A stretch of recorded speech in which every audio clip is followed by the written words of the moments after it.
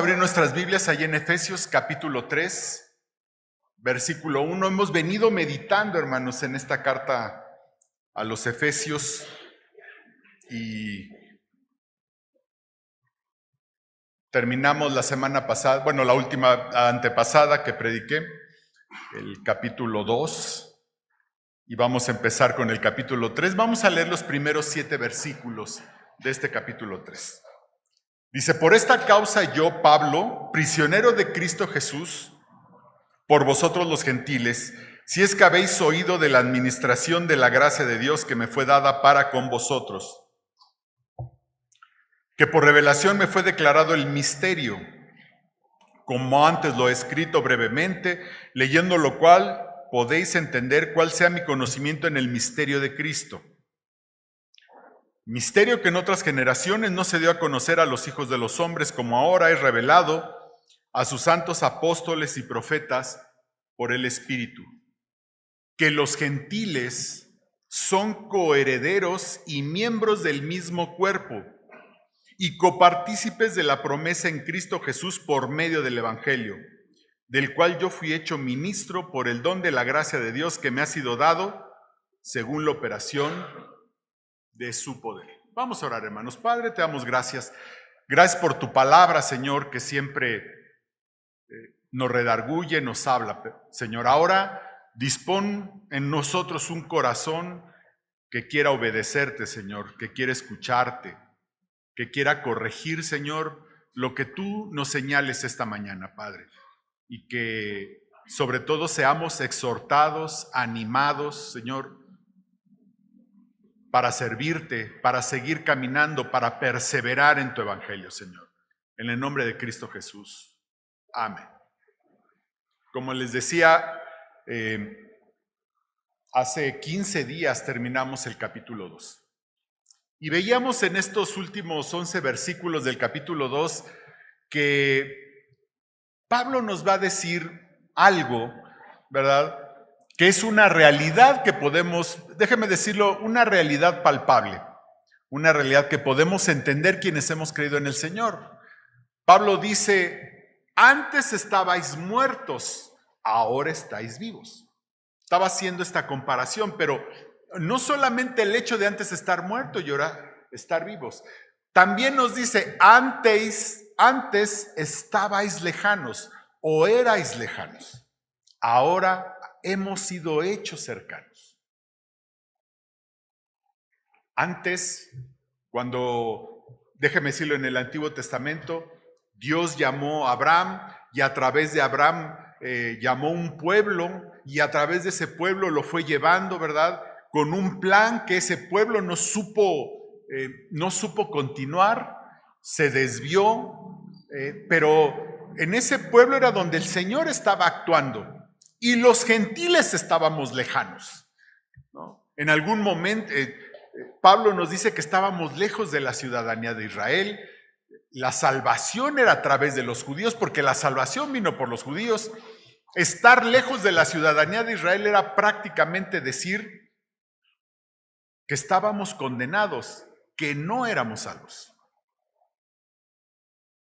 Y entonces Pablo le dice a la iglesia: ahora, ¿verdad?, se han roto las enemistades, se han acabado las enemistades, se cayó la pared que estaba en medio y ahora ahora somos lo mismo. Es prácticamente lo que dice Pablo.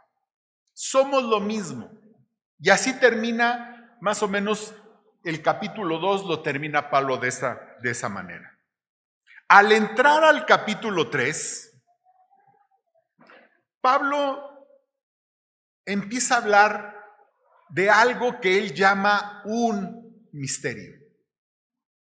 Un misterio.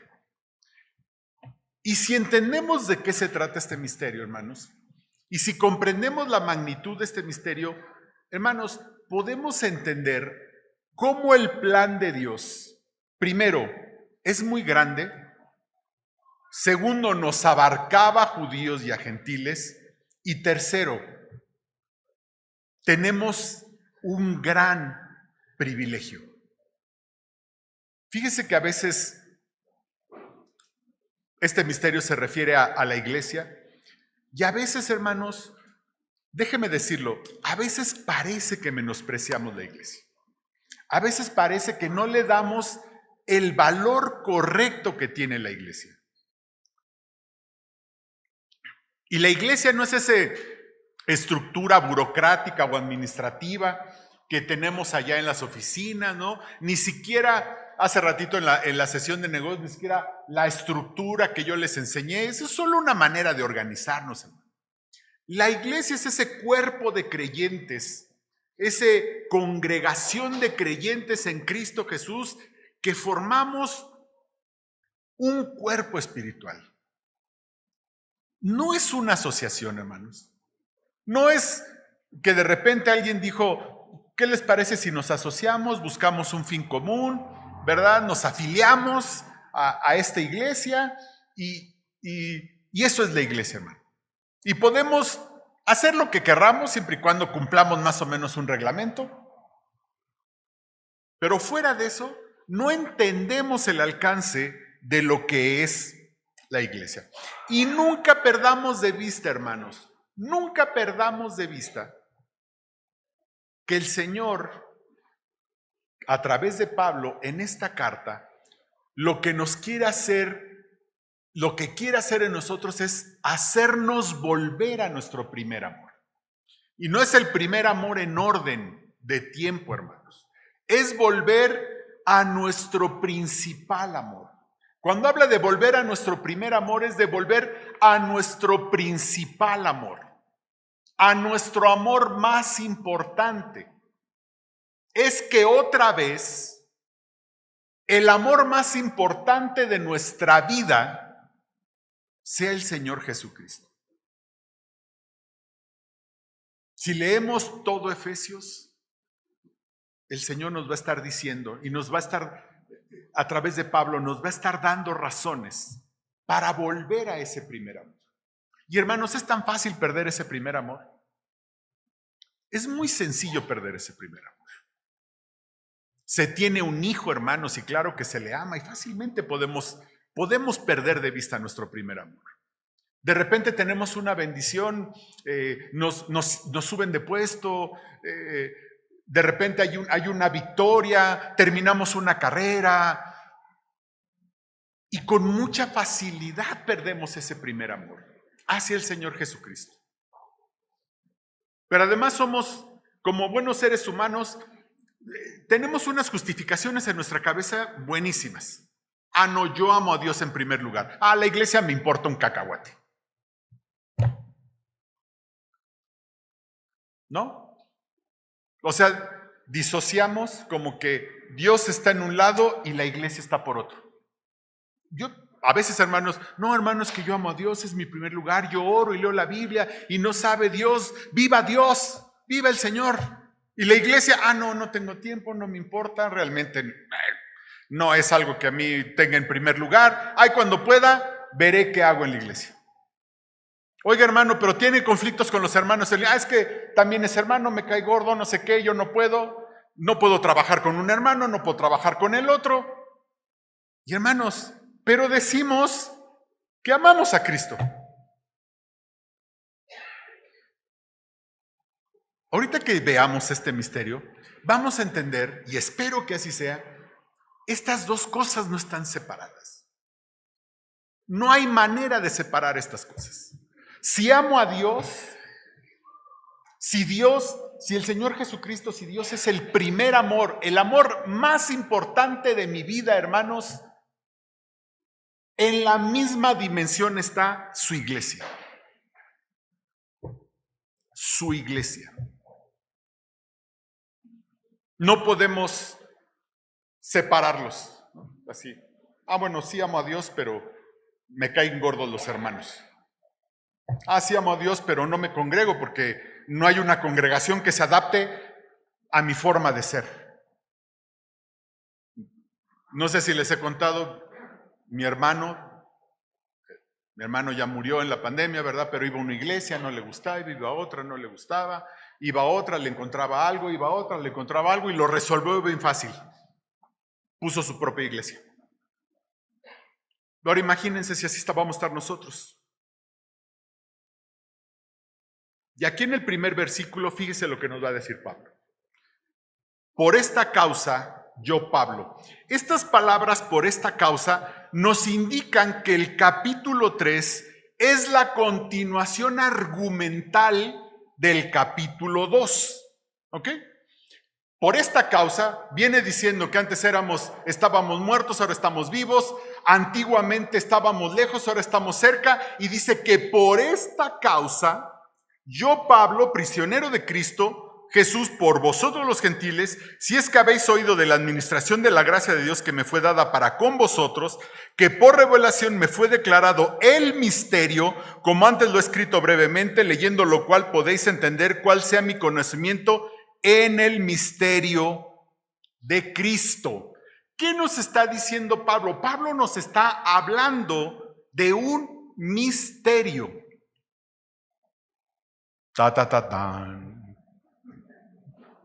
No es algo que no podamos entender, ni es algo misterioso, hermano.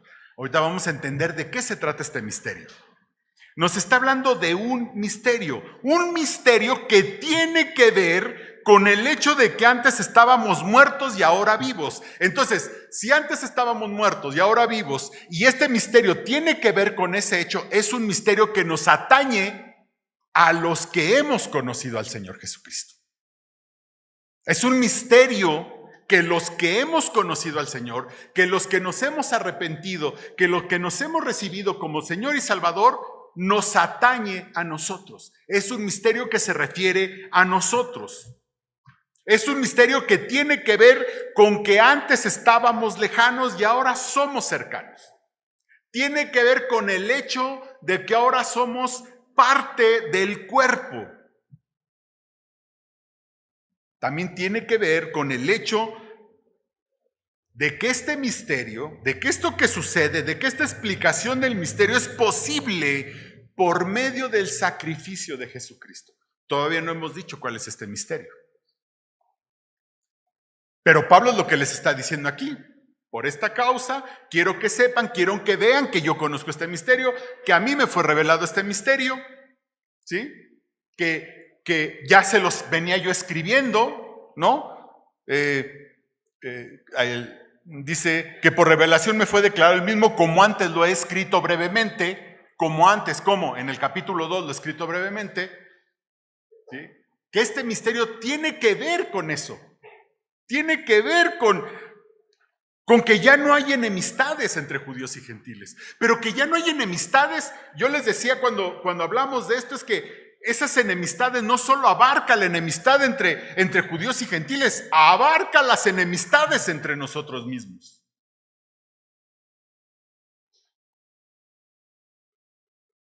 Si Dios quitó de en medio las enemistades, hermanos, abarca. O sea, quitó la enemistad entre judíos y gentiles, quitó esa separación entre judíos y gentiles. Esas enemistades, por supuesto que las podemos aplicar a las enemistades, a las paredes, a las divisiones que pudiera haber en la iglesia, que pudiera haber entre nosotros. ¿Por qué? Porque Cristo en la cruz quitó las enemistades, quitó las paredes. Pablo llega a decir: donde no hay judío, ni griego, ni esclavo, ni libre, ni hombre, ni mujer, no hay divisiones, no hay paredes, no hay nada en la iglesia de eso. Esto es lo que nos está diciendo Pablo.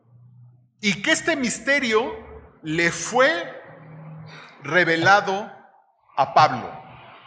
Que este misterio le fue revelado a Pablo. También Pablo nos dice que el misterio no se conocía, pero que ahora nos ha sido revelado.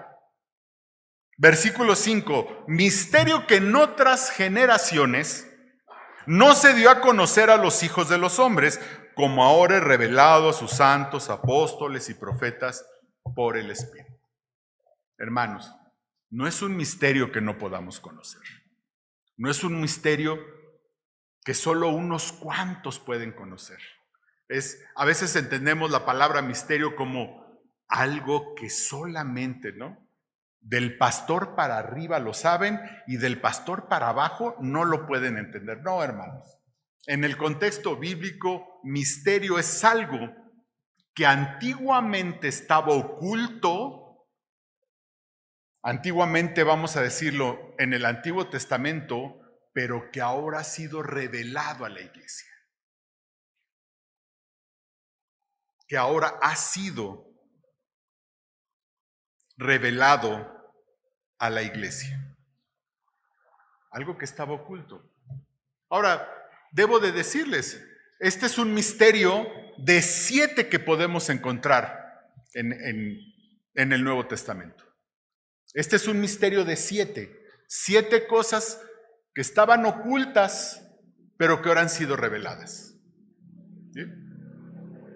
Misterio 1, la encarnación de Cristo. Imagínense el hecho de que Jehová de los ejércitos, el Dios del universo, el Dios grande y poderoso, el Dios que veían los judíos, que hablaba desde una nube en una montaña y temían acercarse, ese Dios tan grande, de repente viene a nacer como un niñito en un pesebre. Obviamente no lo vieron los profetas, no lo vieron los antiguos. Pero ¿cuándo fue revelado? En el Nuevo Testamento. En esta época con el sacrificio de Cristo. Ese es un misterio. ¿Sí? El otro misterio es, y así lo dice Colosenses, este es otro misterio. El hecho de que el Dios de los cielos, Jehová de los ejércitos, vuelvo a lo mismo, aquel Dios tan grande que los judíos no podían soportar verlo, tocar, acercarse al monte Horeb, no podían. Ese Dios de repente decide habitar en el corazón de cada uno de nosotros, que es Cristo en nosotros. Los judíos no lo podían entender, los profetas no lo vieron. Los judíos no lo pueden entender. Cuando en el día de Pentecostés, cuando todos los que estaban allí reciben el Espíritu Santo, los judíos que estaban alrededor dijeron, se me hace que están borrachitos estos. Dijeron, me da el corazón que estos que están aquí están borrachitos. Ese es otro misterio. No lo podían entender. Pablo habla ahí en Primera de Tesalonicenses, en Segunda de Tesalonicenses, del misterio de la iniquidad. Por cierto, el hermano Baruch Korman nos platicó algo de cerca del misterio de la iniquidad. ¿Qué es el misterio de la iniquidad? Eso que vemos desde el Antiguo Testamento, pero que también los judíos no lo podían ver, no lo entendían. Esta lucha entre Cristo y el anticristo, esta maldad que hay en un ser, ¿verdad? Que Dios hace planes y un ser que intenta, y déjame decirlo así, que intenta sabotear los planes de Dios sin lograrlo nunca, ¿verdad? Y que se va a manifestar completamente cuando se manifieste el anticristo. Los profetas hablaron de algo de esto, pero no lo entendían como ya lo entendemos en el Nuevo Testamento. Así es que este misterio del que habla Pablo aquí en Efesios era algo que estaba oculto en el pasado, pero que ahora podemos entender. Déjeme decirles, somos privilegiados, Isaías no entendió, nunca vio este misterio. Jeremías no pudo conocer este misterio. No podían entender este misterio. Dios no lo había revelado. Y ahora resulta que nosotros en esta época conocemos este misterio. A nosotros nos ha sido revelado este misterio. Tenemos ese privilegio, hermanos. Déjenme a ver si lo podemos entender. Somos tan especiales para Dios que Él quiso que este misterio nos fuera revelado a nosotros. ¿Usted a quién le revela sus planes más íntimos? ¿A cualquier persona que anda por ahí? ¿A quién le revela sus planes más íntimos? ¿A quién? A personas muy especiales, ¿no? Probablemente a su esposo, a su esposa, probablemente a un amigo muy cercano, a su novio, a su novia, a los jóvenes. Pero nuestros planes más profundos no se los revelamos a nadie, así en general. Se los revelamos solamente a personas especiales. Y eso es lo que somos para Dios, hermano. Personas tan especiales que decidió revelarnos a nosotros su plan, sus planes, porque este misterio se trata del plan de Dios para esta era. Tercero, este misterio no tiene que ver con la salvación, sino con el plan. Versículo 6, fíjese. Ahora sí nos va a decir cuál es este misterio, Pablo. ¿Cuál es este misterio? Que los gentiles son coherederos y miembros del mismo cuerpo y copartícipes de la promesa en Cristo Jesús por medio del Evangelio. Que los gentiles son coherederos y miembros del mismo cuerpo y copartícipes de la promesa en Cristo Jesús por medio del Evangelio. ¿De qué se trata este misterio, hermanos? No se trata de que Dios iba a salvar a los gentiles, no, porque desde el Antiguo Testamento, desde Génesis 3:15, es claro que Dios siempre tuvo en mente la salvación de los gentiles. Y siempre estuvo allí en el Antiguo Testamento y varios profetas expresaron que esta salvación iba a alcanzar a los gentiles. No se trata de la salvación de los gentiles, hermanos. Se trata de que Dios haría algo nuevo, un cuerpo de la unión de judíos y gentiles llamado la iglesia. Este era el plan de Dios. Por eso siempre he dicho que el plan de Dios para esta era es la iglesia. Ese fue su propósito. Y fuera de la iglesia, hermanos, no hay manera, no hay un plan de Dios fuera de la iglesia. Tampoco les quiero decir, hay muchos ministerios que no están bajo la iglesia, hay muchos... Tuvimos aquí esa vez a los hermanos de la Unión Varonil, no quiere decir que esté mal, no quiere decir que formemos ministerios, no, hermanos, no me malentiendan, no quiere decir que eso esté equivocado. Lo podemos hacer, hay seminarios, hay muchas cosas que están, déjeme decirlo, no están propiamente de una iglesia. Pero el plan de Dios para alcanzar el mundo, el plan de Dios para esta era es la iglesia. Es la iglesia. Por eso cuando encuentro hermanos que me dicen, no hermano, yo no asisto a ninguna iglesia, yo la verdad es que soy antieclesiástico, digo, ok, yo oro, ¿verdad? Yo leo mi Biblia, a veces veo sermones o veo cultos por internet, pero yo nada. Y estoy haciendo la voluntad de Dios. Perdón, hermano, no es así. No es así, hermano. Porque el plan de Dios es la iglesia. Ese es el plan de Dios para esto. No se trata de la salvación. Eso lo sabíamos desde el Antiguo Testamento. Este plan que es la iglesia, Cristo lo anuncia, pero le es revelado a Pablo. Este misterio de la iglesia. En Mateo 16:18 dice, yo también te digo, tú eres Pedro, y sobre esta roca edificaré mi iglesia, y las puertas del Hades no prevalecerán contra ella. Cristo anuncia este misterio, pero este misterio le es revelado a Pablo. Este misterio es la iglesia. Ahora bien, no quiere decir que el Antiguo Testamento no hable de la iglesia. El Antiguo Testamento vemos a la iglesia, pero la vemos en cuadros y tipos. Casi siempre mujeres. ¿Quiénes son tipo de la iglesia? Eva, Sara, Rebeca, Raquel, la Sulamita, la mujer virtuosa de Proverbios 31. Todos esos son tipos de la iglesia. Son representaciones de la iglesia. Todas tienen excepto Eva, todas tienen un marido judío. Y ahorita vamos a ver por qué eso es importante, ¿no? Por ejemplo, Eva fue tomada de una costilla. El Señor Jesucristo fue traspasado en una costilla. Entonces, muchas de estas mujeres son representación de la iglesia. Porque los profetas nunca pudieron ver a la iglesia. La iglesia la vemos en cuadro, los profetas no la vieron. E incluso las profecías de la venida de Cristo no las separan.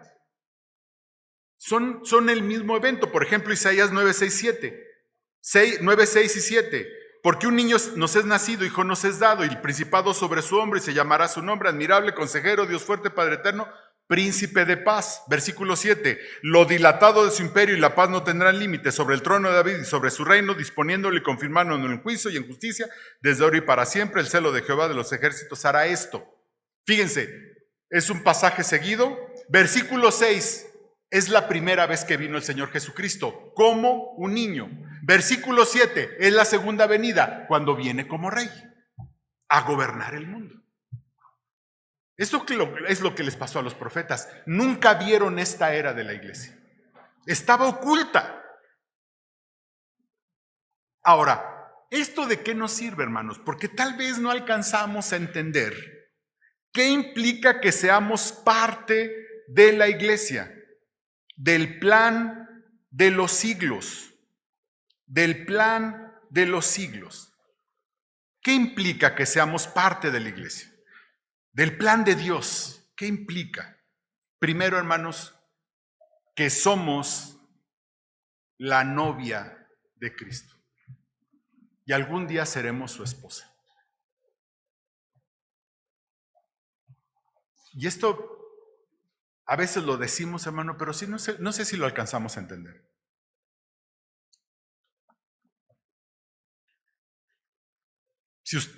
Le hablo a los hombres, si usted es un hombre medianamente normal, porque a veces no los hay, usted no se casó con la primera que pasó, ¿no? Los hay. De que los hay, todo el trabajo es encontrarlos.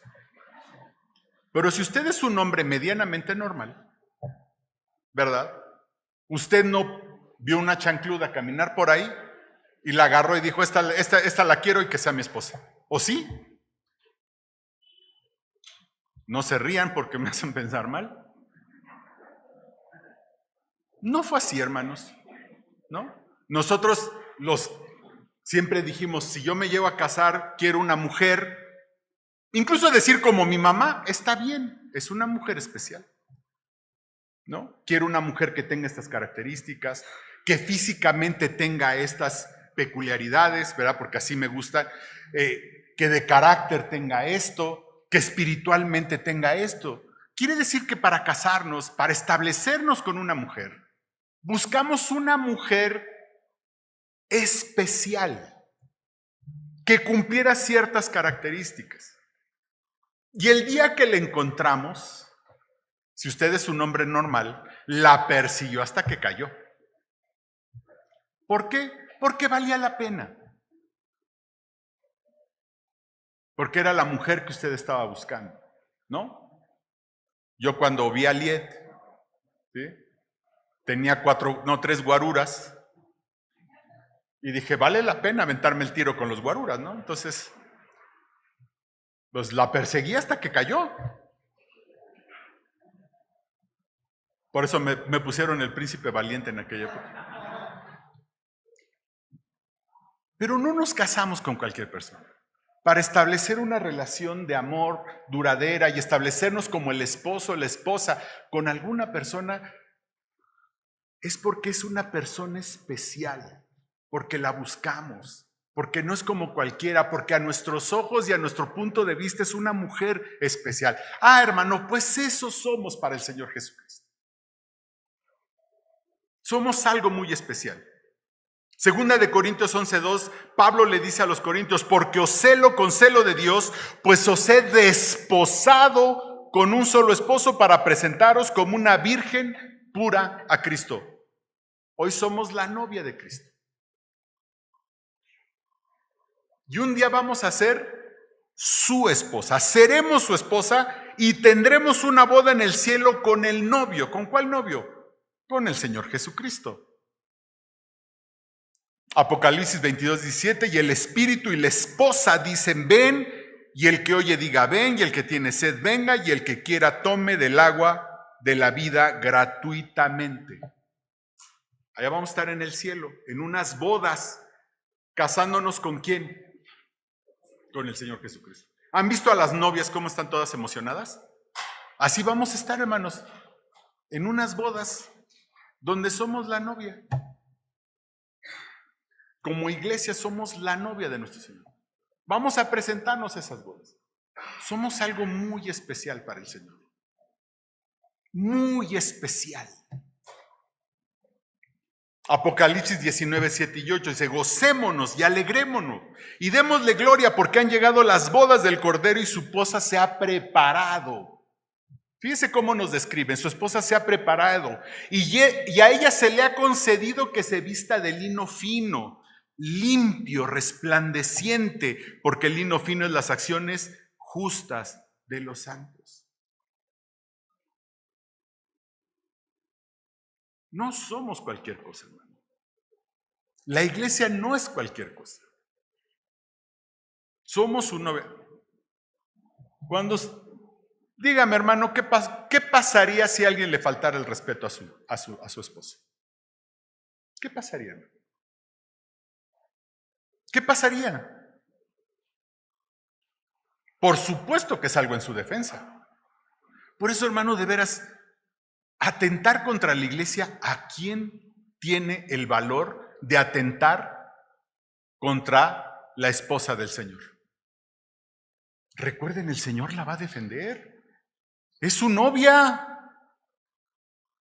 Cuidado atentar contra la iglesia, porque es la novia del Señor Jesucristo y la va a defender. Bueno, yo no atento contra la iglesia, solo el hermano me cae mal y voy tras él. Eso es atentar contra la iglesia, hermano. Porque la iglesia es el conjunto de todos nosotros.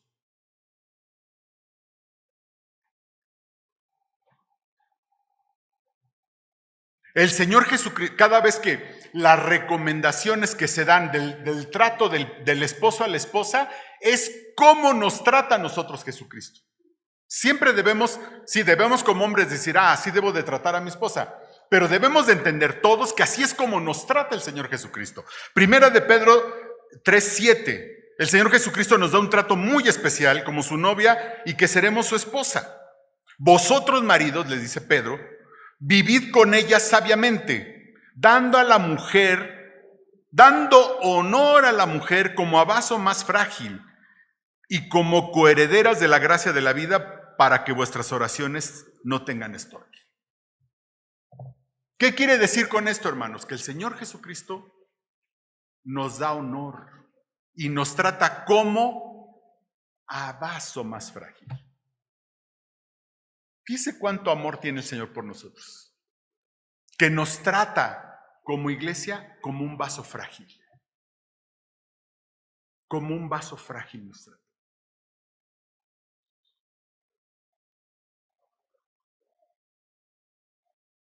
Así, ¿no? Nos da honor y nos trata como un vaso frágil.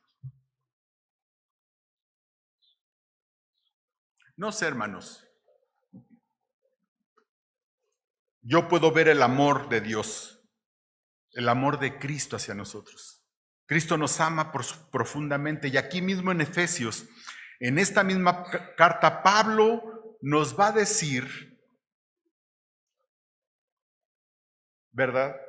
Nos va a hablar, nos va a explicar este misterio a través de las instrucciones, o nos va a ampliar este misterio a través de las instrucciones que le da al marido de cómo debe tratar a la esposa. Vuelvo al mismo tema. Maridos, tenemos que leer esto y practicarlo. Pero así es como Cristo nos ve a nosotros. Fíjese, Efesios 5:25. Maridos, amad a vuestras mujeres, así como Cristo amó a la iglesia y se entregó a sí mismo por ella. Fíjense nada más. El Señor Jesucristo nos ama de tal forma que se entregó por nosotros. Hermano, si usted no se siente amado con estas palabras, sí tenemos un serio problema. Si no nos sentimos amados con estas palabras, para santificarla, habiéndola purificado en el lavamiento del agua por la palabra, a fin de presentársela a sí misma una iglesia gloriosa, que no tuviese mancha, ni arruga, ni cosas semejantes, sino que fuese santa y sin mancha. Eso es lo que quiere Cristo que seamos. Santos y sin mancha. Así también los maridos deben amar a sus mujeres como a sus mismos cuerpos. El que ama a su mujer a sí mismo se ama.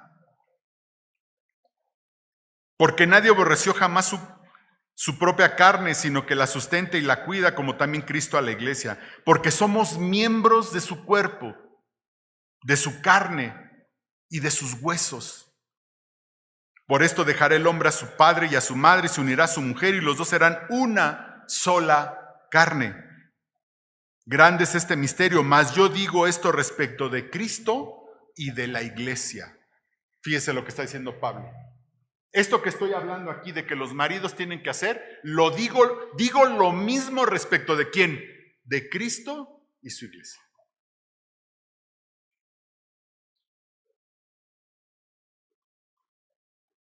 Por lo demás, cada uno de vosotros ame también a su mujer como a sí mismo, y la mujer respete a su marido.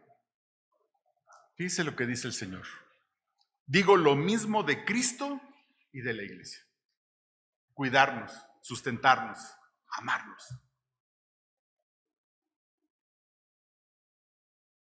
Pero también hay algo curioso aquí, hermanos. Hay algo curioso. Lo curioso es que también Pablo, en este mismo contexto de que la iglesia es su esposa, va a hablar del cuerpo.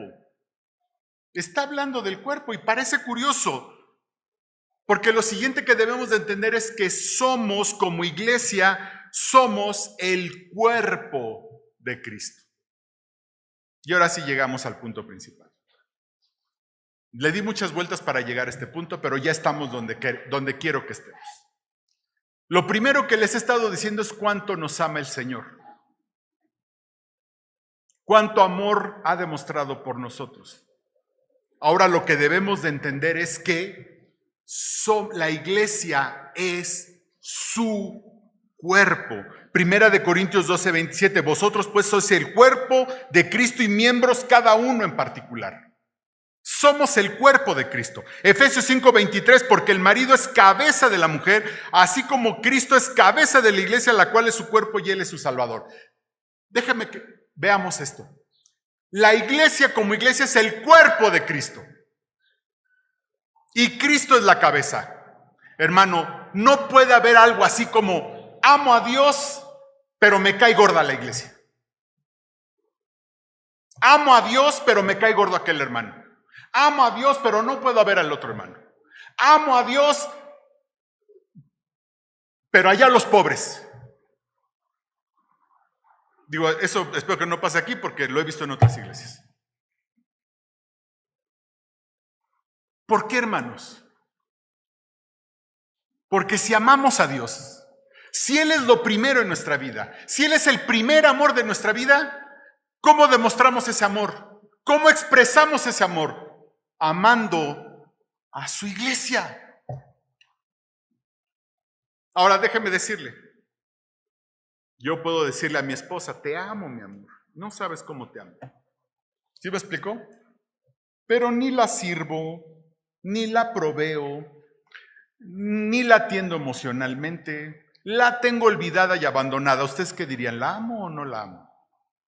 Pues que no es mucho mi amor por ella. Que la verdad mi amor por ella no es tanto.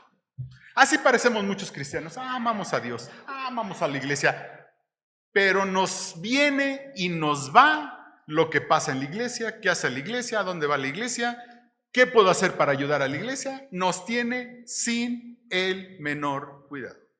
¿Sabe qué, hermano? Eso no es amor a la iglesia. Y le digo, sí debemos de amar a la iglesia, hermano, porque aquí es donde expresamos nuestro amor al Señor.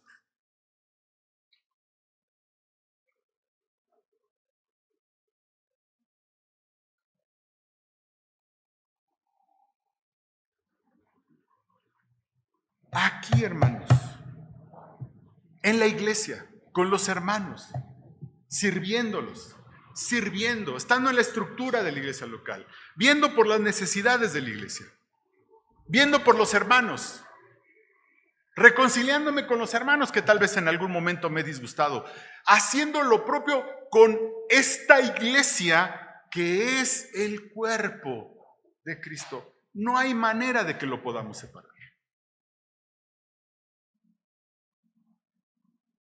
No hay manera.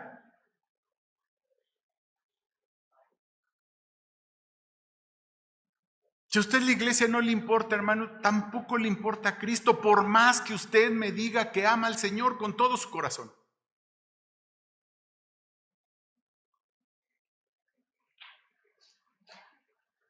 Si no amamos a todos los hermanos de esta iglesia, hermano, a todos, no amamos a Cristo, hermano, por más que digamos lo contrario.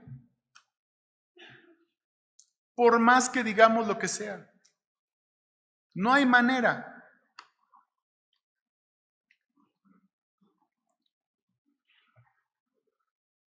No hay forma, hermanos.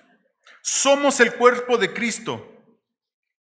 Como iglesia somos su cuerpo. Él es la cabeza. Quiere decir que la iglesia es algo muy, muy delicado y especial y que Cristo cuida y trata con la mayor delicadeza. Con la mayor delicadeza, hermanos. Cristo ama mucho esta iglesia. Se los digo porque lo dice la Biblia y porque lo hemos visto a través de 62 años, el amor que Cristo ha tenido por esta iglesia. Por esta iglesia. ¿La ama usted? Hágase la pregunta, hermano. ¿Usted ama esta iglesia? Llamar a esta iglesia es amar a cada uno de los hermanos que están aquí. Puede ser que usted tenga algún conflicto con alguno. Usted deberá arreglarlo con esa persona. Pero amamos a todos los hermanos que están aquí. Porque esa es la iglesia, hermano. La iglesia no es este templo, olvídenlo. ¿Amamos esta iglesia? ¿Queremos servir a esta iglesia? ¿Hemos consagrado nuestra vida al servicio de Dios en esta iglesia?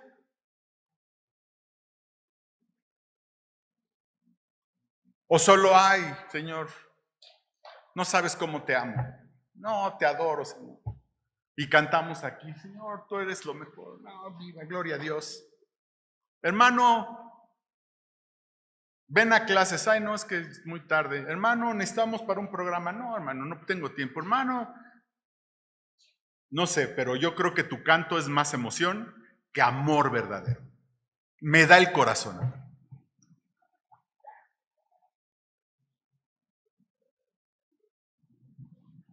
Me parece.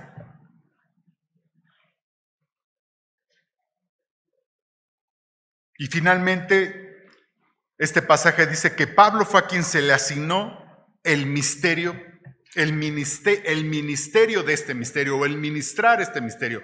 Versículo 7, dice, del cual yo fui hecho ministro. ¿De qué? De este misterio.